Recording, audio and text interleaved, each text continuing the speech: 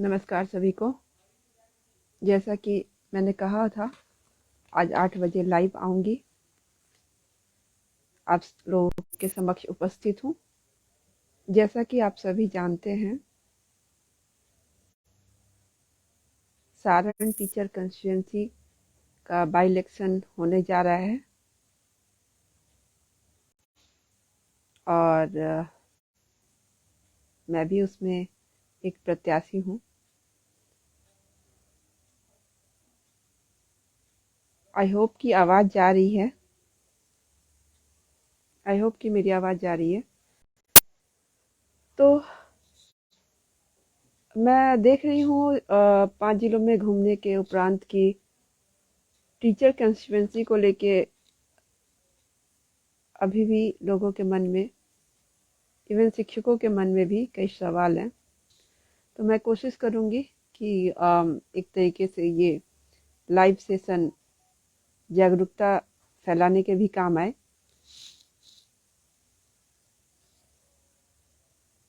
तो सबसे पहले ये समझते हैं कि शिक्षक निर्वाचन क्षेत्र होता क्या है, क्यों बनाया गया। तो संविधान निर्माताओं द्वारा उच्च सदन में एक्सपर्ट ओपिनियन बियॉन्ड पॉलिटिक्स के लिए, मतलब ज्ञानी जन भी आ सके उच्च सदन में, क्योंकि नॉर्मल पार्टी पॉलिटिक्स में जो लोअर हाउस में होता है, जिसको विधानसभा बोलते हैं, उसमें बहुत सारे प्रैक्टिकल इक्वेशंस का ध्यान रखना पड़ता है चुनाव में, और फिर ज्ञानी नहीं आ पाते हैं, इंटेलेक्चुअल्स नहीं आ पाते हैं। लेकिन उनके ओपिनियन, उनके पॉइंट ऑफ व्यू की ज़रूरत तो होती है, चाहे किसी बिल पे हो, चाहे किसी मुद्दे पे हो। तो इसके लिए उच्च सदन में ये प्रोविज़न रखा गया कि उसकी जो कुछ सीटें होंगी वो शिक्षकों, जो शिक्षक निर्वाचन क्षेत्र उसको कहा जाएगा, और इसी तरह स्नातक निर्वाचन क्षेत्र का भी रखा गया। इसमें एरिया सेम होता है दोनों का, लेकिन दोनों के लिए अलग अलग एमएलसी चुने जाते हैं।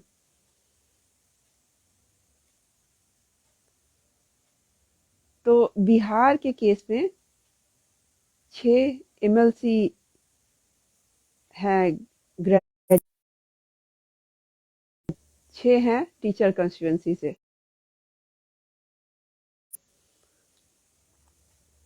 तो टोटल 12 हो गए, लेकिन ये अलग अलग हैं। इसके वोटर्स, जैसे अगर टीचर कंस्टिट्यूएंसी की बात करूं तो इसमें हाई स्कूल और हाई स्कूल से ऊपर जो शिक्षक हैं, जिनको 3 वर्ष से ऊपर का अनुभव है, वही वोटर हो सकते हैं। High school, +2, college, university. अब तो सरकारी और अनुदान प्राप्त BEd, ITI, engineering, medical institutions, जो तकनीकी संस्थान है, वो भी आ चुके हैं इसमें। लेकिन इसमें खास बात यह है कि इसमें खुद से वोटर बनना पड़ता है। हर एक चुनाव में, हर एक बार जब भी चुनाव होता है, खुद से वोटर बनना पड़ता है। इसको लेके भी जागरूकता की कमी है। इस बार तो नगर निगम चुनाव के चलते भी इतना प्रचार प्रसार नहीं हो सका वोटर बनने का तो पिछली बार से संख्या कम है। सारण शिक्षक निर्वाचन क्षेत्र की अगर बात करें तो इसमें 5 जिले आते हैं: पश्चिमी चंपारण, पूर्वी चंपारण, गोपालगंज, सिवान, सारण। तो ये इसका कंस्टिट्यूएंसी का क्षेत्र है, 5 जिले।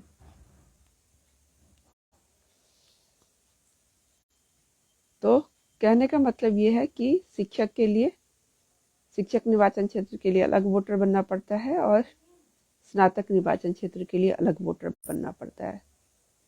सारण के केस में चीजें ऐसी, स्थिति ऐसी बनी कि दोनों ऑलमोस्ट पैरेलल में चीजें चल रही थी। तो इसमें कंफ्यूज नहीं होना है।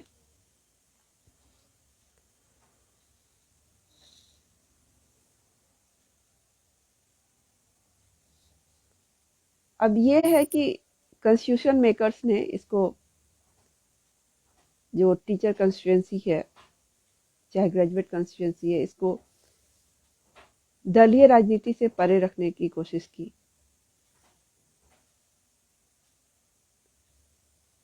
लेकिन जैसा कि हम वर्तमान समय में देख रहे हैं, हर एक चीज को राजनीति से लिंक करने की कोशिश की जा रही है। हर जगह पॉलिटिकल पर्सन्स को ही लाने की कोशिश की जा रही है और इसको भी लेके कई सारी कंट्रोवर्सीज हैं। इवन जो गवर्नर नॉमिनी होते हैं जो सदन के लिए, स्टेट लेजिस्लेचर के लिए, उसमें भी कंट्रोवर्सी हुई कि पॉलिटिकल पर्सन्स को लाया जा रहा है, जहाँ पे आर्टिस्ट और डिफरेंट फील्ड से जो है, साहित्य हो गया, साइंस हो गया, वहाँ के एक्सपर्ट्स आने चाहिए थे। तो एक डाइवर्सिटी के लिए ये इस लॉजिक से रखी गई हैं ये सारी चीज़ें। लेकिन हर जगह पॉलिटिकल पर्सन्स ही रहेंगे तो ये जो है पर्पस डिफीट होता है, कॉन्स्टिट्यूशन मेकर्स ने जो सोचा और बनाया।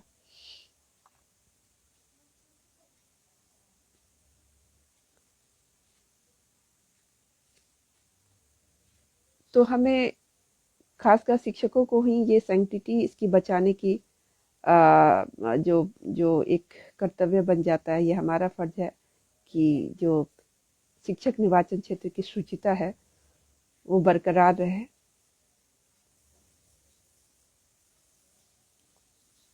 दूसरी बात ये है कि ये क्यों नहीं बरकरार रह पा रहा है, कहीं ना कहीं यूनिटी में कमी लाने की कोशिश की गई कहा जाए, या जैसे भी देखा जाए, टीचर्स में इतनी सारे टाइप्स सरकार ने कर दिए हैं कि एक टाइप को जब उसका जो इंटरेस्ट हार्म होता है तो दूसरा टाइप बहुत ज़्यादा रिएक्ट नहीं करता है, उसे लगता है कि हमारा ये क्या मामला है।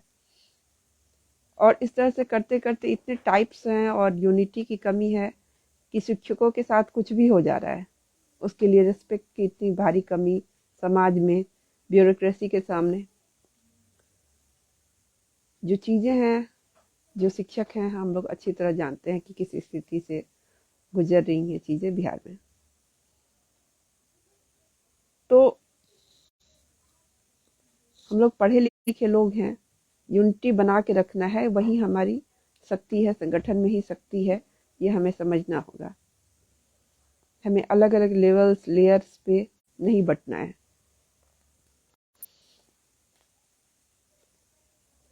दूसरी सरकार की जो मंशा जिस तरफ जा रही है वो सभी हम लोग देख रहे हैं, कॉन्ट्रेक्चुअलाइजेशन का, कॉन्ट्रैक्ट पे रखने का। परमानेंट शिक्षक हो या फिर दूसरे फील्ड्स में परमानेंट वर्किंग जो हैं उनको नहीं रखना है, कम पैसे में काम चला लेना है, सरकार ऐसे सोच रही है। लेकिन पैसे की जो एफिशिएंसी की बात हो रही है तो सरकार कि अपने रवैये में तो नहीं दिख रहा। अपने लिए नेतागण पेंशन और कई तरह के पेंशन की बात होती है, डबल पेंशन और भी कई सारी चीज़ें, और वो भी ओल्ड पेंशन स्कीम में। हम लोग के लिए तो 2004 के बाद न्यू पेंशन स्कीम ला दिया गया, लेकिन अपने लिए ओल्ड पेंशन स्कीम। इतना ही अच्छा है तो खुद नेतागण क्यों नहीं रख लेते न्यू पेंशन स्कीम, जो हमें कन्विंस करने की कोशिश करते हैं। तो पैसे की एफिशिएंसी का जो है नज़ीर तो उन्हें ही सबसे पहले पेश करना चाहिए, और नेतागण को, और हो रहा है उल्टा। तो कॉन्ट्रैक्चुअलाइजेशन जो है, कॉन्ट्रैक्ट पे रखने का नियोजन भी कमोबेश उसी तरह देखते हैं हम।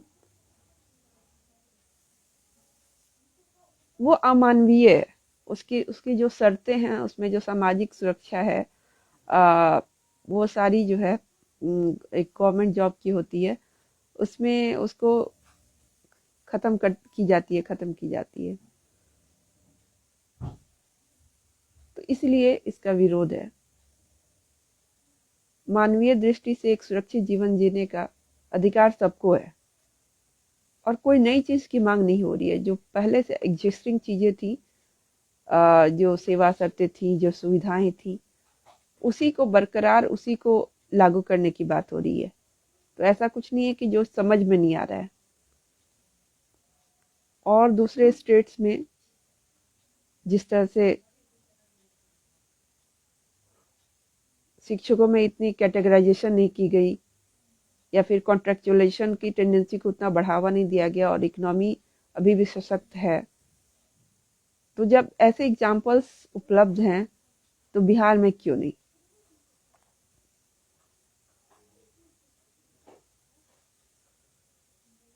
इसलिए कॉन्ट्रेक्चुअलाइजेशन का विरोध है, नियोजन का विरोध है।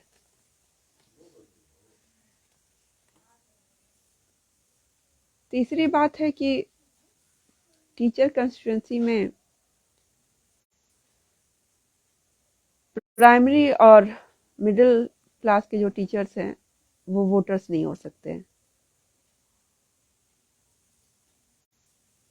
जबकि मेरा मानना है कि चाहे टीचर प्राइमरी में हो या यूनिवर्सिटी में हो, टीचर टीचर होता है। जब प्राइमरी क्लास के टीचर्स ही बच्चों को अच्छी शिक्षा दे के ऊपर नहीं लाएंगे तो वो कैसे यूनिवर्सिटी तक हायर एजुकेशन के लिए पहुंचेंगे।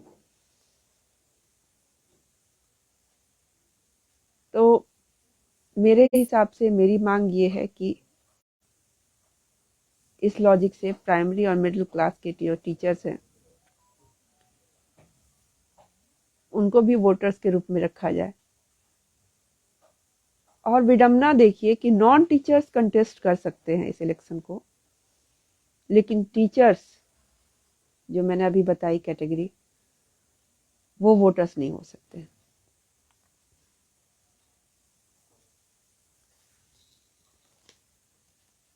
तो इस पे ध्यान देना होगा हमें और इसके लिए भी आवाज हम बुलंद करते रहेंगे।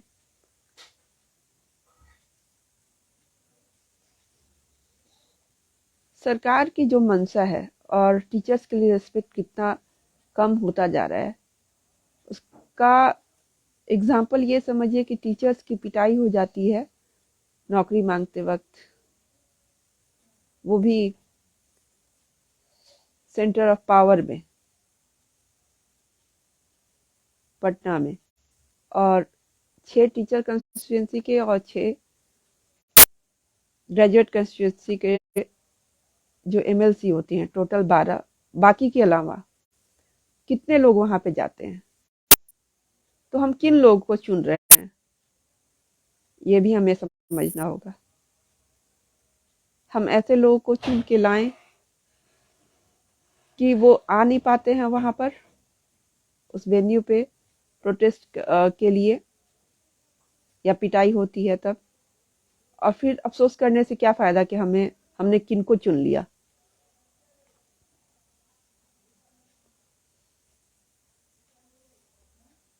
तो हमें ये पहले से ही ध्यान रखना है कि हम किनको चुन रहे हैं।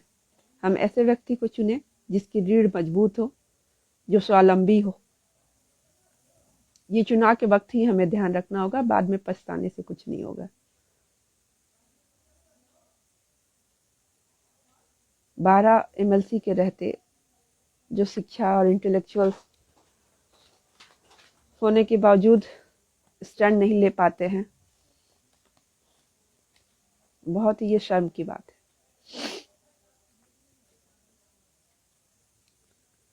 अगली बात यह है कि इस चुनाव में भी, शिक्षक निर्वाचन क्षेत्र चुनाव में भी, धनबल और बाहुबल की एंट्री होती जा रही है, जो कि सोचनीय है।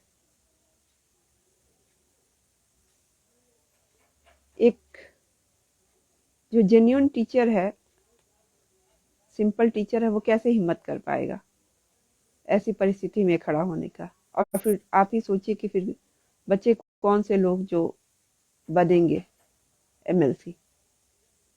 तो हमें धनबल और बाहुबल का कुचक्र को भी ध्वस्त करना है। समय रहते। और पूंजीवादी जो व्यवस्था बन रही है, जैसे मैंने नोटिस किया कि टीचर्स इस पे भी ध्यान दे रहे हैं कि आप कितनी गाड़ियों से आ रहे हैं, साथ में कितनी गाड़ी है, कितनी बड़ी गाड़ी है, कितने लोग हैं। तो ये सारी व्यवस्था जो है पैसे से बनती है। तो कोई इतने तामझाम के साथ चल रहा है और पैसे लगा रहा है, तो जाहिर सी बात है वो वसूलेगा भी आप ही से, वोटर से ही, जीतने के बाद। तो हमें ऐसी टेंडेंसी को बढ़ावा ही नहीं देना है जिसमें बहुत खर्च और जो पूंजीवादी व्यवस्था, धनबल बाहुबल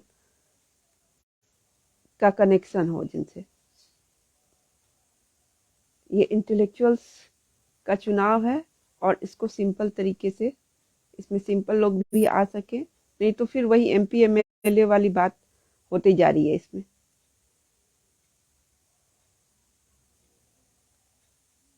तो इन कुछ चक्रों को हमें समझना होगा और समय रहते अलर्ट होके हमें इस पे स्टैंड लेना होगा।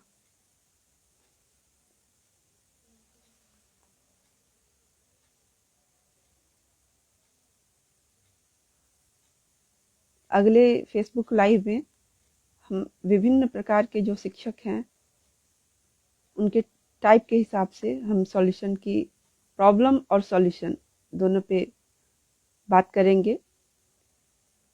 तो आज का फेसबुक लाइव एंड करते हुए मुझे यही कंक्लूड करना है, कहना है कि आप ऐसे व्यक्ति को चुने